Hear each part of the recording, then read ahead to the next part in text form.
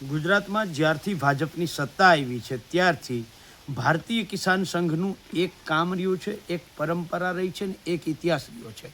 એ ઇતિહાસ સરકાર સાથે કુલડીમાં ગોળ ભાંગવો અને ખેડૂતોની પીઠમાં ખંજર ભોગવું. આ કામ ભારતીય કિસાન સંઘે આજે ફરીથી દોહરાવ્યું છે. ભારતીય કિસાન સંઘની 22 અલગ અલગ માગણીઓ પૈકી 12 માગણીઓને સ્વીકાર કરી લીધો છે. એમ કરી અને 12 તારીખે જે આંદોલન થવાનું હતું એને મોકૂફ રાખ્યું છે. આવી જાહેરાત હમણાં મેં જોઈ ત્યારે સવાલ એ થાય છે કે જે મુદ્દાને લઈને આંદોલન ઊભું થયું હતું કચ્છમાં વાંઢિયામાં વીજ પોલના પ્રશ્નને લઈને, અને આખા ગુજરાતના ખેડૂતો બહુ સ્પષ્ટ માગણી કરે છે કે વીજ પોલ દીઠ ઓછામાં ઓછા 2 કરોડ રૂપિયા આપો, અથવા તો 2013ના જમીન સંપાદનના કાયદા મુજબ માર્કેટ ભાવના 4 ગણું ખેડૂતને વળતર આપો. તો શું આ માગણી સંતોષાઈ ગઈ છે? તો જાહેર કરે કે આ માગણી સંતોષાઈ ગઈ છે, સરકારનો લેખિતમાં જાહેરાત કરે. બીજું 22 માગણીઓ પૈકી મુખ્ય માગણીઓ જે ગુજરાતની હતી એ માગણીઓનો તો ક્યાંય સમાવેશ જ ના થયો.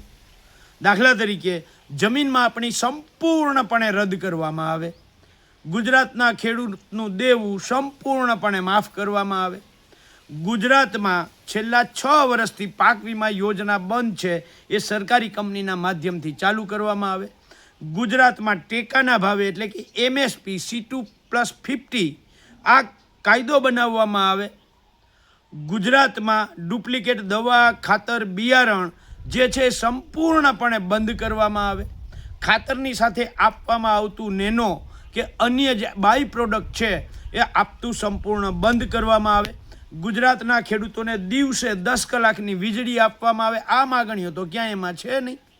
માત્ર અને માત્ર કુલડીમાં ગોળ ભાંગવા માટે સ્ટેમ્પ ડ્યુટી ને આવી ન જાણે ક્યાંથી કેવી માગણીઓ ઉપાડી અને સરકાર સામે બેઠક કરે છે અને મુખ્ય માગણીઓને બાજુએ મૂકે છે.